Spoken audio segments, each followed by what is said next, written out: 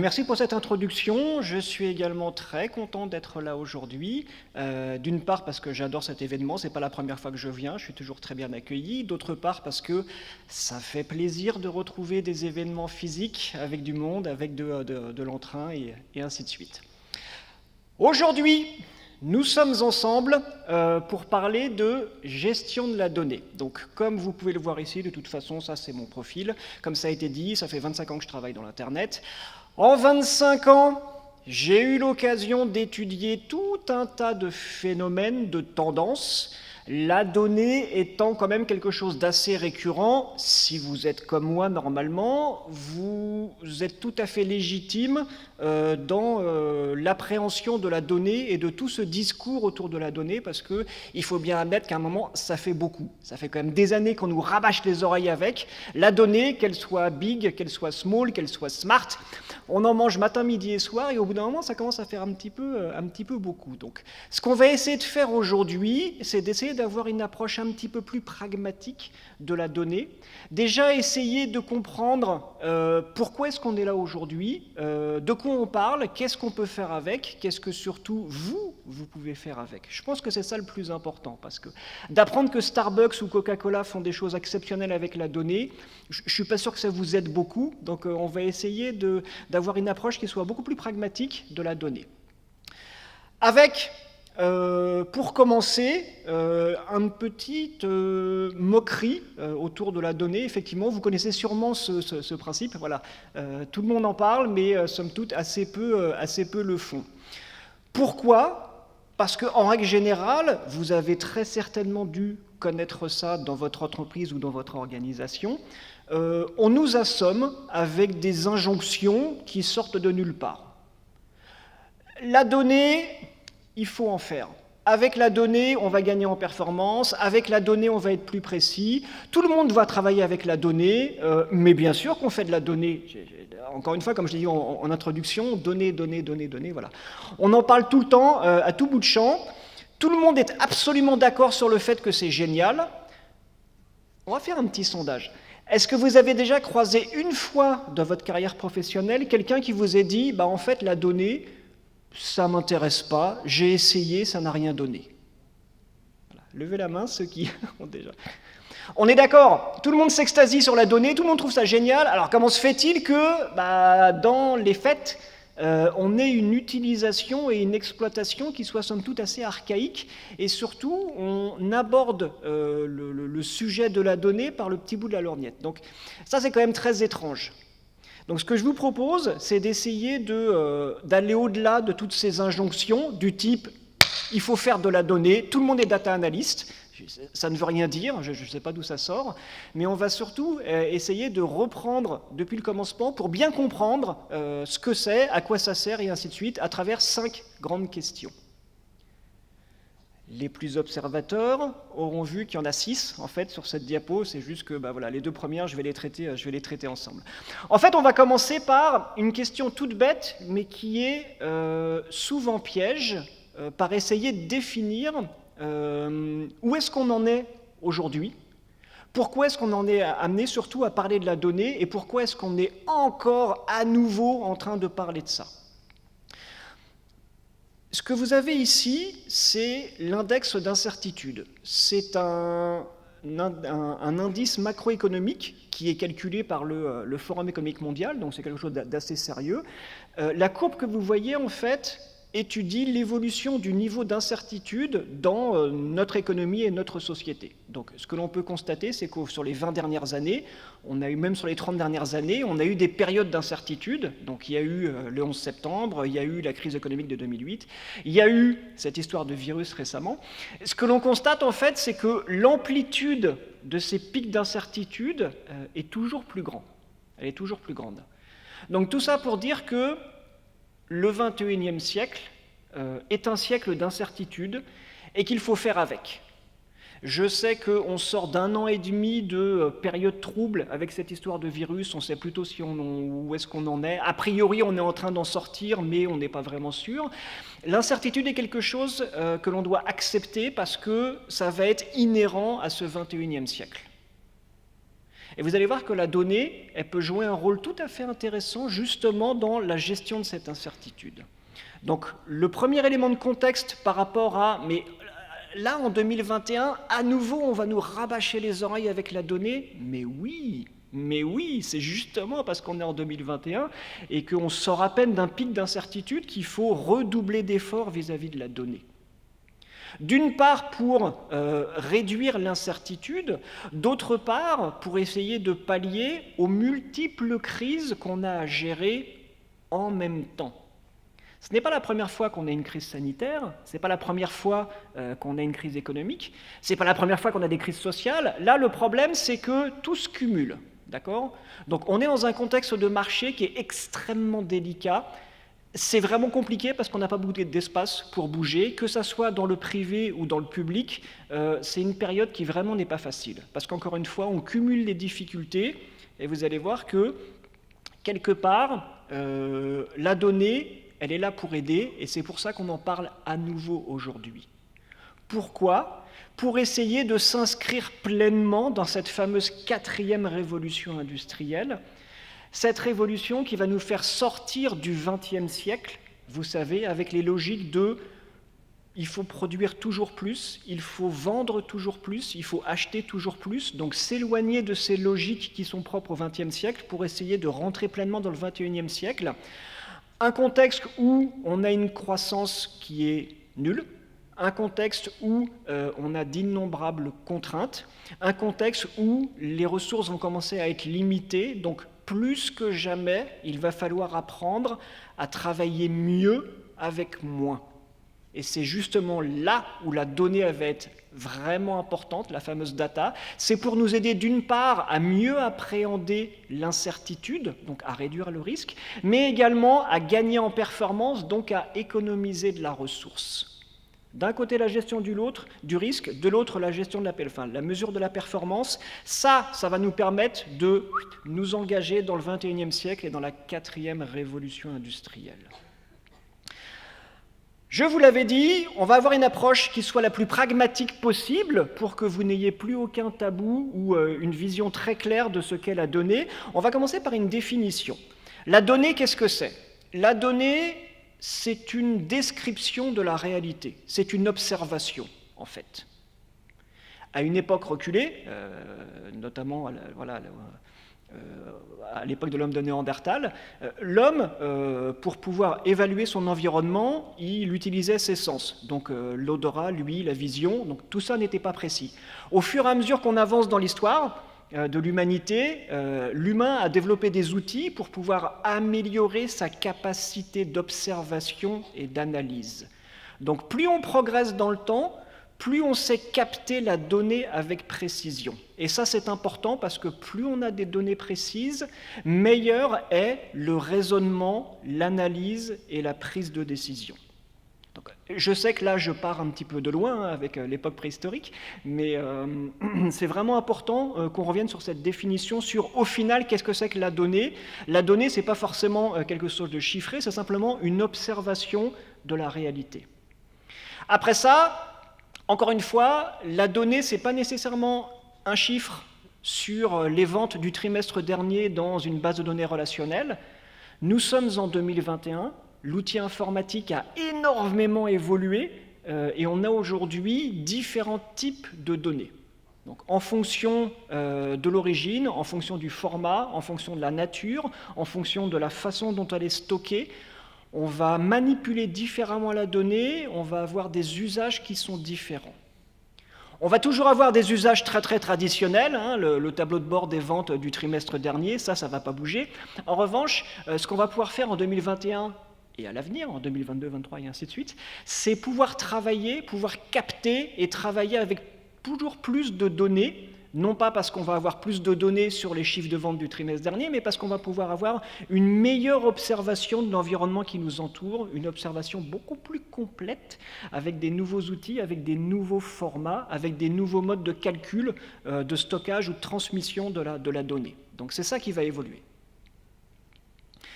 Tout ceci nous amène à la gestion de la donnée, parce que plus on a de données, plus il faut la gérer. La gestion de la donnée, c'est quoi ? C'est l'ensemble des moyens qui sont utilisés pour collecter et pour exploiter la donnée. Donc collecter, parce que comme je vous l'ai expliqué, on a beaucoup plus de sources potentielles ou d'endroits à aller la chercher, et exploiter, parce qu'on a beaucoup plus de possibilités également dans la façon de manipuler et de traiter la donnée. Donc ça, en gros, veut dire que gérer la donnée dans le monde de l'entreprise ou des institutions publiques, ça veut dire exploiter de façon systématique la donnée et surtout transformer des données brutes en quelque chose, en un actif, donc qui permet soit d'améliorer la performance, soit la rentabilité, soit de diminuer la consommation. Donc dans tous les cas de figure, d'en dégager un bénéfice. Donc c'est vraiment ça l'intérêt, c'est d'avoir un bénéfice qui n'est pas forcément financier, qui peut être autre, ça peut être écologique, ça peut être social, ça peut être tout ce que vous voulez, mais l'idée c'est d'avoir une approche qui soit méthodique et organisée de la donnée.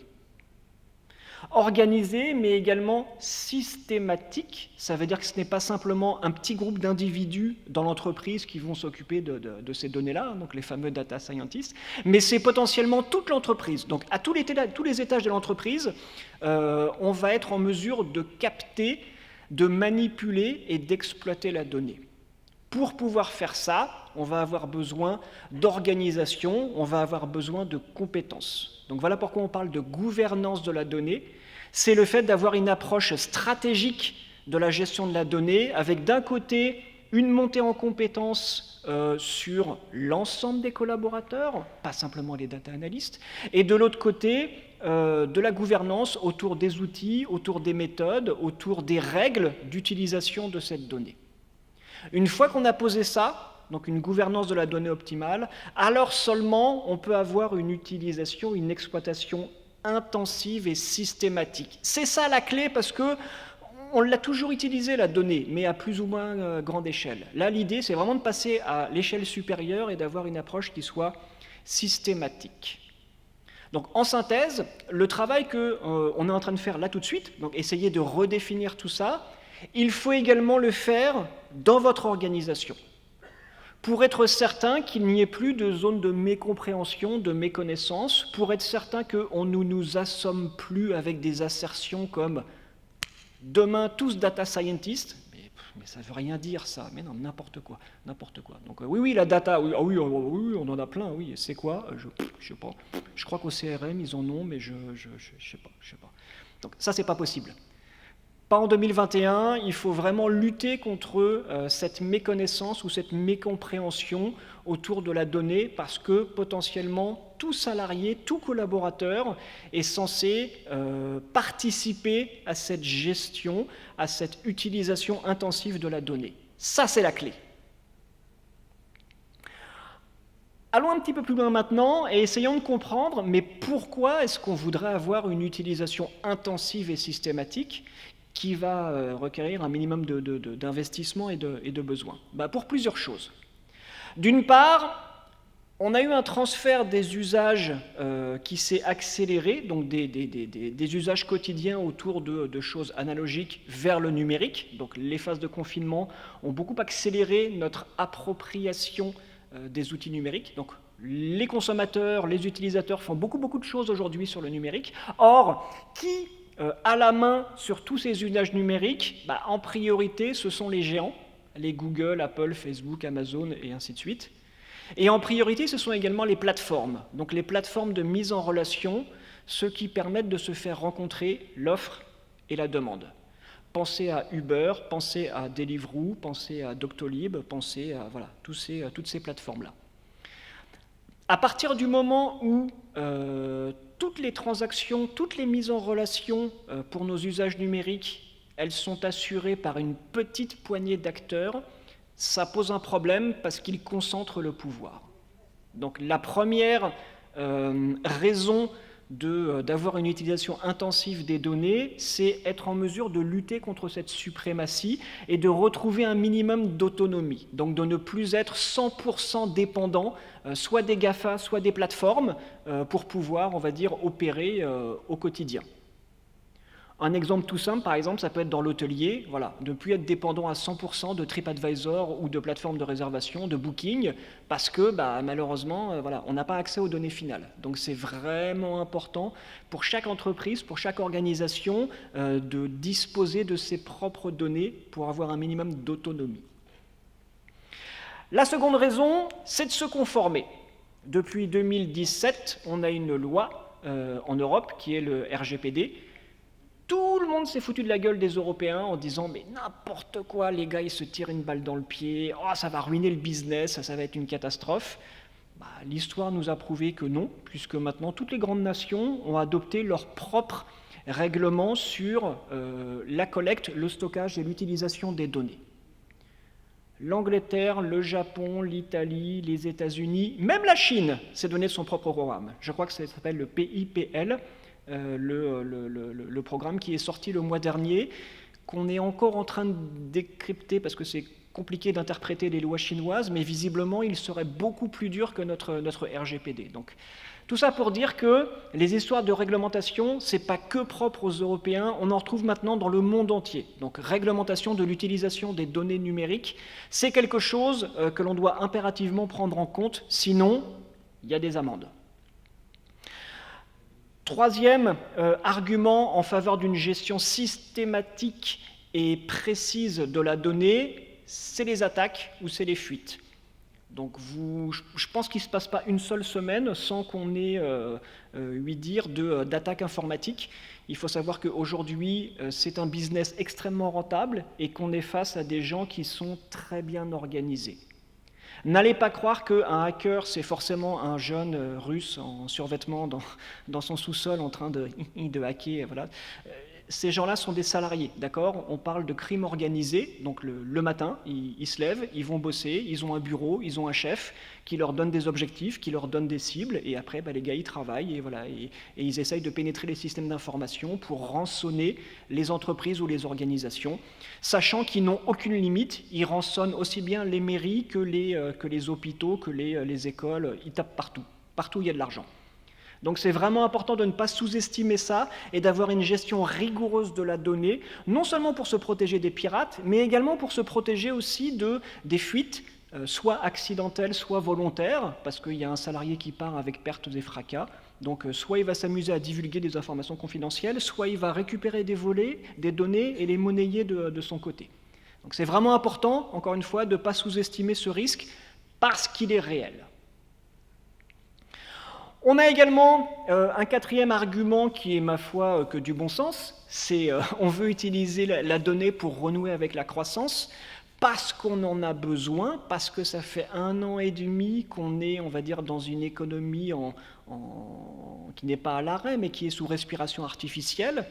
Tout le monde attend le rebond, tout le monde attend la relance, mais elle ne va pas se faire toute seule, d'accord? Il va falloir participer activement à la relance et surtout s'inscrire dans cette relance et ne pas se laisser déborder par les concurrents qui, eux, ont désespérément aussi besoin de cette relance. Donc c'est vraiment important de définir des objectifs ambitieux par rapport à ça pour ne pas se laisser distancer. Parce qu'on a un marché qui a besoin, encore une fois, de ce rebond économique, de cette relance, et qui va utiliser la donnée pour gagner en performance, en efficacité, et si vous ne le faites pas, dans votre entreprise ou votre organisation, vous allez rester sur place. Donc ça aussi, c'est important. Bref, tout ça pour dire que je sais que ça fait 10 ans qu'on vous dit que la donnée, c'est important, mais c'est vraiment, vraiment vrai.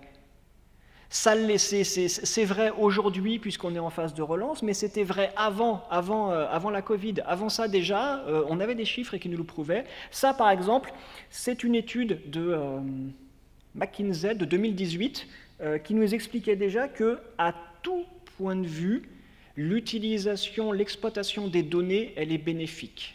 Que ça soit en efficacité opérationnelle, en réduction des coûts, en diminution des risques, en tout ce que vous voulez, toute exploitation méthodique et intensive de la donnée génère un bénéfice, qui n'est pas forcément financier, mais toute exploitation de la donnée est bénéfique.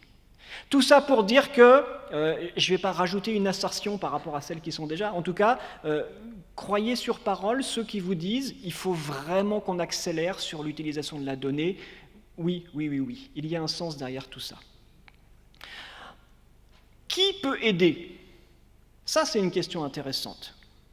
Déjà, dans votre écosystème, il faut savoir qu'on a un certain nombre d'entreprises qui sont positionnées sur la data, qui font de la data. Alors, on ne sait pas ce que ça veut dire, mais ah oui, ils font de la data, ah ouais, ouais, vachement bien. Ça veut dire quoi, faire de la data? Ça veut dire plusieurs choses. Potentiellement, ça veut dire fournir de la donnée.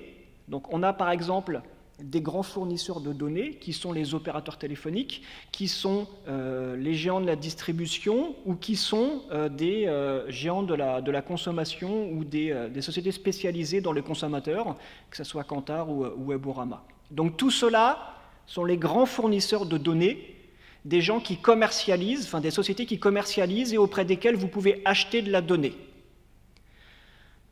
Vous remarquerez qu'il n'y a ni Facebook, ni Google là-dedans, parce que c'est une fausse idée. On n'a jamais pu et on ne pourra jamais acheter de la donnée à Facebook ou Google. On peut payer pour exploiter leurs données, mais on n'achète pas de la donnée, ils ne la livrent pas, jamais. Donc, en premier lieu, on a les fournisseurs de données. En deuxième lieu, on a les hébergeurs, donc ceux qui vous fournissent l'infrastructure technologique pour pouvoir héberger ces quantités massives de données. Donc, on a les géants, Amazon, Microsoft, Google. On a les acteurs locaux comme OVH, qui est un leader européen. On ne le répétera jamais assez. Si vous avez peur pour la sécurité de vos données, pour la confidentialité, achetez français, ça tombe bien. On a des spécialistes en France. OVH en est un, il y en a d'autres. Il y a aussi... bon, bref. Si vous cherchez, vous trouverez. Dassault Systèmes, voilà, c'est ça. On a enfin... on a également les éditeurs de solutions, donc les solutions qui permettent de collecter, stocker, manipuler, exploiter, restituer la donnée. On a des gens comme Google, Microsoft, Salesforce, Oracle, TIBCO, avec des solutions plus ou moins complètes. Donc il va falloir faire le tri dans tout ce qu'ils ont à proposer, en tout cas, il y a pléthore de solutions. Et on a enfin ce qu'on appelle les intégrateurs, c'est ceux qui vous fournissent une prestation complète. Donc à la fois le matériel, les logiciels et le savoir-faire. Donc ceux qui sont capables d'opérer pour vous la donnée. C'est bien si on ne sait pas par où commencer, c'est bien si on n'a aucune ressource mais qu'il faut aller très très vite. Par contre, attention à ne pas vous rendre dépendant de ces gens-là, sinon ça n'aura pas servi à grand-chose. Bref, tout ça pour dire que les grands acteurs de la donnée, on les a ici. Donc là, ils sont répartis dans 4 grandes catégories. Il y en a d'autres. En tout cas, ce sont les 4 principales. Autre question importante, exploiter de façon intensive et systématique la donnée. Pourquoi? Pour gagner en performance. En performance par rapport à qui? Pas forcément par rapport aux concurrents directs, mais plutôt par rapport à une nouvelle forme de concurrence. C'est ce qu'on appelle les DNVB, Digital Native Vertical Brands, donc plutôt les micro-marques. Ce sont des petites sociétés qui se lancent sur des niches, d'accord, des niches de marché, et qui ont la particularité de tout faire elles-mêmes. Ça veut dire qu'elles ne font pas appel à des agences ou des prestataires, elles opèrent toutes les opérations, notamment la communication, la transformation, la vente, la livraison, qui fait qu'elles ont une bien meilleure maîtrise de la donnée opérationnelle, avec une capacité de réaction et d'action qui est bien supérieure aux plus grands acteurs ou aux acteurs historiques. Pourquoi? Parce qu'elles font tout elles-mêmes. Donc elles ont une parfaite maîtrise, et c'est ça qui fait la différence. On parle de sociétés qui peuvent faire 2, 3 personnes jusqu'à 50 personnes. Donc si vous êtes un acteur, une ETI par exemple, ça peut vous sembler trop petit pour être intéressant. Par contre, encore une fois, méfiez-vous, vos vrais ennemis, en tout cas les ennemis les plus dangereux, ce sont ces fameuses micro-marques, ces micro-sociétés qui maîtrisent parfaitement les canaux, les outils numériques et qui ont la capacité d'action. Pourquoi? Parce qu'elles font tout elles-mêmes et qu'elles maîtrisent leurs données. Ça, c'est réellement dangereux. Question. Puisqu'il faut faire de la donnée, faisons de la donnée, mais au fait, qui c'est qui fait la donnée? C'est Jean-Louis à l'informatique? Oui, effectivement, Jean-Louis ou Michel ou qui vous voulez. À l'informatique, ouais, potentiellement, il s'occupe des machines, donc on a des données qui sont stockées quelque part. Lui, son travail, c'est assurer la pérennisation des données dans une base de données quelque part. Basta. Donc ce n'est pas forcément lui qui va vous aider, si vous voulez, à faire des gains de performance dans vos opérations courantes. Ça reste une responsabilité informatique. On a également historiquement les équipes CRM avec des données clients, mais encore une fois, là on est dans le périmètre de la relation client. Donc en dehors de ce périmètre-là, ils ne vont pas forcément vous aider, et en plus ils travaillent avec des outils qui sont exclusivement centrés sur la relation client. Éventuellement on peut avoir des outils de PRM, de gestion de la prospection, de gestion des prospects, mais ça ne va pas forcément au-delà. Donc le périmètre est quand même restreint. Sinon, dans le reste de l'entreprise, qui aujourd'hui a la responsabilité des données? Généralement, ce sont soit des opérateurs de saisie, donc qui vont saisir des données au kilomètre, soit des téléconseillers ou téléprospecteurs qui vont saisir ce que l'on leur demande de saisir. Donc c'est plus ou moins bien fait, et ça c'est un problème, parce qu'on ne maîtrise pas la qualité de la donnée à la source, et ça, en bout de chaîne de traitement, ça peut faire des grosses complications. On va y revenir à cette histoire de qualité de la donnée, et vous allez voir dans quelle mesure c'est vraiment important.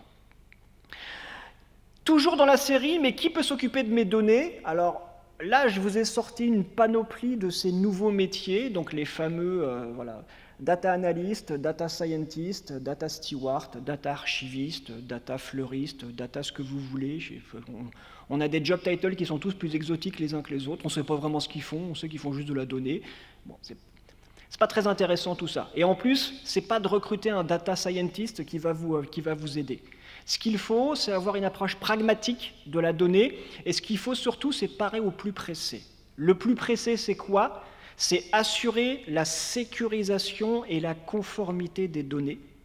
Ça, c'est le rôle du DPE, le Data Protection Officer. Ça, c'est une obligation légale. Donc, vous devez avoir un DPO dans votre organisation. Si vous ne l'avez pas, vous êtes mal, parce que vous risquez l'amende. Donc ça, c'est une priorité, la sécurisation et la conformité des données. L'autre priorité, c'est ce que j'appelle les data owners, c'est ceux qui vont être responsables de la donnée. C'est-à-dire ceux dont ça va être la responsabilité de garantir à la fois la disponibilité, mais également la qualité de la donnée. Pour que personne ne puisse dire, mais qu'est-ce que c'est que ces données, elles sont corrompues, ou c'est dire, je sais pas, ouais, mais on a toujours fait comme ça, non, pas de déresponsabilisation. Potentiellement, à tous les étages de l'entreprise, à tous les services, il faut nommer quelqu'un qui soit en charge, qui soit le garant de la disponibilité et de la qualité de la donnée. Sinon, quels que soient les traitements que vous pouvez envisager derrière, ça ne fonctionnera pas, ou du moins ça ne produira pas les résultats escomptés.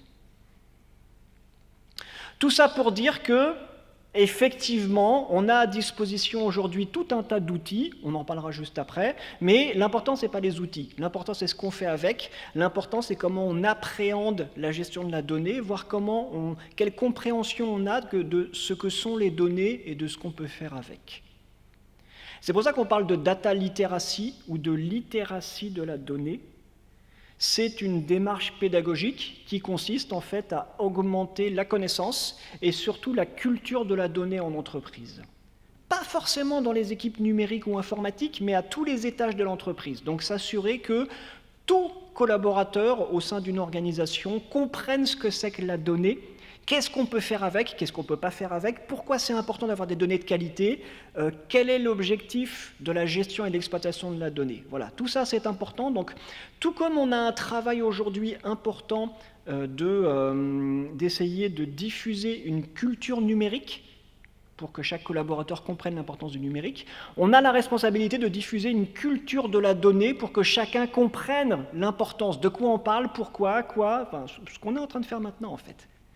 Ça, c'est vraiment essentiel. Et une fois qu'on a fait tout ça, alors seulement on peut commencer à s'intéresser à, mais concrètement, qu'est-ce qu'on va faire avec quoi et comment. À commencer par identifier les sources de données. Ne me demandez pas pourquoi, le premier réflexe, généralement, c'est de dire « puis il suffit d'aller voir sur Facebook ou Google, il y a plein de données. » Non, c'est pas vrai. Ils n'ont jamais mis ces données à disposition. C'est faux. La vraie mine d'or, c'est l'interne.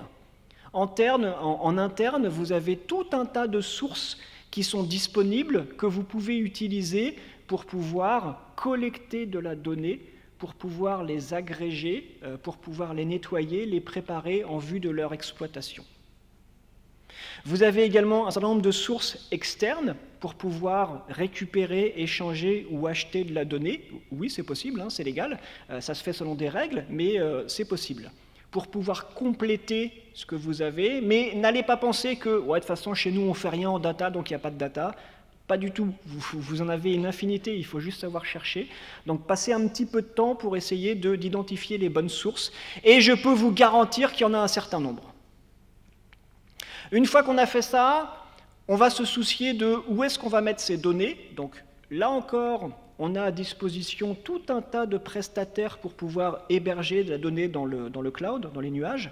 Cloud privé, cloud public, cloud hybride, peu importe. Ils savent ce qu'ils font, donc là-dessus, il n'y a pas de souci. Par contre, votre responsabilité à vous, c'est d'orchestrer les flux de données. Et pour faire ça, on a des outils qui s'appellent les IPaaS, Information Platform as a Service, qui permettent de réguler et d'orchestrer les flux de données entre les différentes bases et les différents services. Une fois qu'on a fait ça, on peut commencer à manipuler les données, c'est-à-dire les fusionner, les nettoyer, les structurer. Pour pouvoir faire ça, on a différents outils. On a des outils qui s'appellent les outils de data préparation ou de data wrangling, qui permettent comme ça de nettoyer, par exemple, les formats date ou nettoyer des bases d'email ou tout ce qu'on veut pour faire en sorte qu'il n'y ait pas trop de déchets. On a des nouvelles générations d'outils qu'on appelle des outils de visual database, donc des bases de données visuelles qu'on peut manier à la souris pour faire un premier niveau de structuration. Donc ça fonctionne plutôt bien. Une fois qu'on a identifié les données, qu'on les a rapatriées, qu'on les a stockées, qu'on les a nettoyées, préparées, qu'elles sont prêtes à l'emploi, on peut faire un travail d'exploration, soit avec des outils qui sont très puissants, mais peut-être un petit peu complexes à utiliser, c'est les fameux IDE, Integrated Development Environment, donc pour pouvoir manipuler les données, mais avec du code, avec des langages comme par exemple R, qui permet de travailler la donnée, c'est ce que vous voyez à gauche. Ou sinon, avec des outils de data viz, donc d'exploration de la donnée, mais là pour le coup avec la souris, comme par exemple là c'est ClickView, c'en est un mais il y en a d'autres. Une fois qu'on a fait le travail d'exploration, qu'on a repéré ce que l'on voulait sur les données, on peut s'intéresser à la restitution, c'est-à-dire transformer un enseignement qu'on a récupéré par rapport à l'analyse de données en un outil d'aide à la décision. Ça va se faire soit avec des tableaux de bord, donc on a des outils pour créer des tableaux de bord comme Google Data Studio, soit avec des choses un petit peu plus sophistiquées pour pouvoir raconter des histoires pour mieux convaincre. Avec des acteurs français, comme par exemple Toucan Toco, qui proposent des solutions pour pouvoir faire ça. Donc plutôt que de mettre un tableau de bord devant les gens en leur disant voilà, utilisez ça et allez au boulot, c'est plutôt voilà, je t'invite à aller regarder ce qu'on a fait et à comprendre pourquoi peut-être tu dois travailler différemment. Travailler différemment, ça c'est quelque chose qui est très certainement le plus complexe. Utiliser la donnée, oui, pourquoi ? Pour gagner en performance, soit, tout le monde est d'accord jusque-là. Comment est-ce qu'on va gagner en performance ? En travaillant différemment, c'est-à-dire en modifiant la façon de prendre des décisions, de faire des arbitrages, de gérer la performance et de gérer les objectifs. On terminera là-dessus parce que c'est le plus important. La clé, en fait, c'est pas simplement d'utiliser la donnée pour utiliser la donnée. La clé, c'est de mieux gérer la performance. Et ça nous amène vers des outils de mesure de la performance et d'alignement des objectifs. Des outils qui sont directement hérités des méthodes comme OKR, Objective and Key Results. Donc c'est des choses qui peuvent faire peur comme ça, mais qui participent à diffuser une culture de la performance en entreprise avec des objectifs qui sont individuels, mais qui peuvent être également mutualisés et qui peuvent être en cascade. C'est ce que vous voyez à droite. C'est, voilà, si celui qui est tout en bout de chaîne ne fait pas ses objectifs, ça a une incidence qui se répercute sur tous les autres dans la chaîne. Donc au final, c'est peut-être ça la clé. C'est pas gérer la donnée pour gérer la donnée parce que ça fait plaisir, mais c'est simplement ne pas oublier que le but de la manœuvre, c'est de gagner en performance. Qui dit performance dit mesure de la performance et dit alignement des objectifs. Au final, c'est ça le secret. C'est comment on arrive à avoir une meilleure analyse de la performance et des objectifs, donc comment on travaille différemment. Tout ça pour dire que les méthodes de travail qu'on utilisait au siècle dernier ont bien fonctionné au siècle dernier. Nous sommes au XXIe siècle, nous sortons à peine d'une crise majeure, il faut se remettre en question notre façon de travailler, notre façon de décider, notre façon d'arbitrer, sinon très clairement on ne va pas y arriver.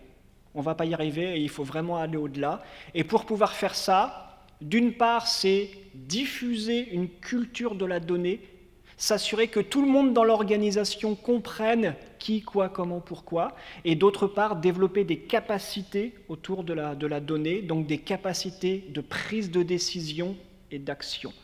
Data literacy d'un côté, data proficiency de l'autre, c'est ça la clé et c'est ce vers quoi on tend. Voilà, j'espère que vous en savez un petit peu plus et surtout que vous y voyez un petit peu plus clair sur cette histoire de données et de gestion de la donnée et de performance. Si vous avez des questions, on a bien 5 minutes ou 3 minutes? On a bien évidemment 5 minutes pour prendre des questions, mais avant, j'aimerais qu'on fasse une ovation quand même à Frédéric. Merci. Pour cette présentation, et j'espère ces idées, ces éclaircissements. Alors, est-ce qu'il y a des questions dans la salle? Qui ouvre le bal? Parce qu'en général, il en faut toujours un premier. Question ou témoignage. Ou témoignage. Ça pourrait être où est-ce que vous en êtes. Est-ce qu'il y en a qui utilisent déjà de la donnée, qui l'exploitent, qui en font des tableaux, qui prennent des décisions avec? Moi, j'avais une question quand même. Je vais faire le premier, tant pis. J'avais une question, c'est... En suivant ce que tu dis, j'ai fait l'effort de collecter ma donnée, d'essayer d'identifier ce qui pouvait être pertinent, ou un peu plus ou un peu moins là-dedans. Mais j'ai une PMI, j'ai une PME, je suis une petite start-up. À partir de quel moment il devient pertinent, pour aller chercher la performance dont tu parlais à la fin, de se faire accompagner ou de passer ce cap-là? Parce que se faire accompagner, je suppose que c'est pas gratuit. C'est à partir du moment où on a identifié un problème ou une contre-performance. D'accord? Si vous sentez que vous êtes en retard par rapport à vos concurrents directs, si vous sentez que potentiellement il y a un problème avec des concurrents indirects, donc un petit peu plus lointains, si votre croissance n'est pas assurée, si votre rentabilité n'est pas ce qu'elle doit être, là il y a un problème, donc il faut y remédier. Okay. Et pour faire ça, soit on peut chercher à augmenter les ventes, soit on peut chercher à augmenter la satisfaction, soit on peut améliorer la performance, soit on peut diminuer les coûts. On a différents champs d'investigation. Voilà, il ne faut pas hésiter à aller voir, il y a beaucoup de choses qu'il faut faire. Vous pouvez aller voir des prestataires des cabinets conseils, vous pouvez recruter des apprentis, parce qu'il y a des apprentis data analystes. On a plusieurs niveaux pour pouvoir vous aider à mettre le pied à l'étrier.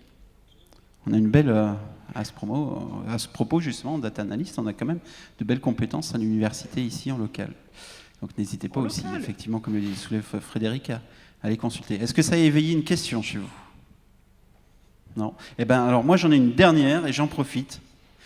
Est-ce que, selon toi, Frédéric, les événements qu'on a eus là avec la crise Covid, ça a changé ou ça a ouvert certaines portes pour accéder à la donnée qui avant étaient cloisonnées, secrètes, fermées, pour aller vers, je sais pas, j'ose le mot, de l'open data et une meilleure exploitation déjà au niveau du collectif de la donnée? Oui, peut-être dans le domaine scientifique, médical, oui, effectivement, puisqu'on a vu qu'il y avait urgence et que cette urgence sanitaire ne sera pas la seule, il y en aura d'autres. Donc effectivement, peut-être que là, ça a fait quelque chose. Sinon, dans les autres domaines, effectivement, le transfert de nos activités analogiques vers le numérique, voilà, ça nous pousse à nous poser des questions et à dire peut-être qu'il faudrait que j'accélère sur le commerce en ligne, peut-être qu'il faudrait que j'accélère sur le recrutement ou la fidélisation en ligne, peut-être que, oui, effectivement.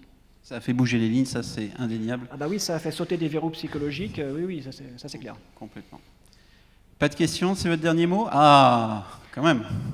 Est-ce qu'il y a une demoiselle avec un micro en haut qui peut... Alors j'ai vu 2 mains levées. Voilà. Vous battez pas, messieurs, il y en a 2. Allez-y. Merci beaucoup pour la présentation, c'est très très intéressant.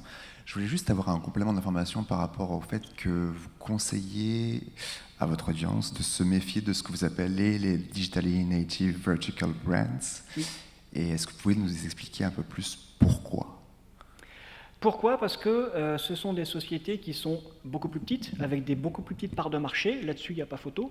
Quand on est un acteur historique sur son secteur d'activité, on peut se dire « mais non, je suis à l'abri parce que je surveille mes concurrents directs, jusque-là tout va bien ». Ce dont on ne se rend pas compte, c'est qu'on se fait petit à petit grignoter son business par des sociétés qui sont plus petites, plus agiles, et surtout qui maîtrisent leurs opérations internes. Toute entreprise d'une certaine taille aujourd'hui, que ce soit une ETI ou plus, fait appel à une panoplie de prestataires. Elle n'a pas la maîtrise. C'est pas vrai, c'est les prestataires qui l'ont. La grande différence, c'est que ces fameuses DNVB, c'est des petites équipes où tout est fait en interne. Donc non seulement ils maîtrisent les canaux numériques, mais ils maîtrisent également les outils numériques et les données qui vont avec. Donc ils ont une bien meilleure capacité de réaction et d'action parce qu'ils font tout eux-mêmes. Contrairement à une entreprise établie qui va avoir ses prestataires avec ses budgets annuels et « ah ben non, cette année je peux pas, l'an prochain, ouais ». Alors dès janvier, ils font qu'on refasse ça. Oui, on se rappelle en janvier, oui, pas de problème. Eh ben non, janvier il sera trop tard.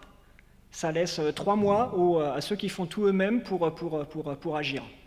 Donc c'est en ça qu'elles sont dangereuses. C'est dans le potentiel plutôt que dans, aujourd'hui, la réalité, parce qu'effectivement, c'est des petits volumes, c'est des tout petits concurrents, on ne les voit pas forcément arriver, mais ils grignotent, et toute part de marché perdue est une part de marché qui ne pourra pas être récupérée. C'est faux. C'est faux parce qu'ils sont bien plus efficaces et ils ont, on va dire, une bien meilleure, capacité interne.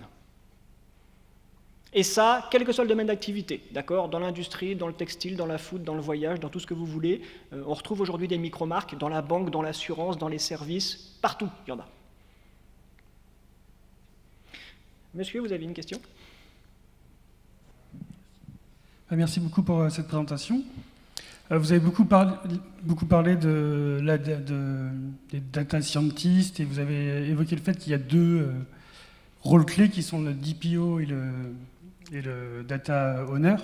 Mais il y a aussi, à mon sens, ce qui est très important, c'est toute l'architecture de la donnée et la gouvernance de la donnée. Et donc voilà, qu'est-ce que vous pouvez nous dire là-dessus, sur cette importance qu'on a d'être propriétaire de la donnée, mais il y a aussi être propriétaire de la bonne donnée, et que ça ne soit pas la même que celle de notre collègue à gauche, et donc toute l'architecture de la donnée qui est aussi très critique, je pense, dans une entreprise. Bien sûr. J'ai surtout parlé d'urgence, en fait, en disant qu'est-ce qui est le plus urgent ? Est-ce que c'est de recruter un data scientist ?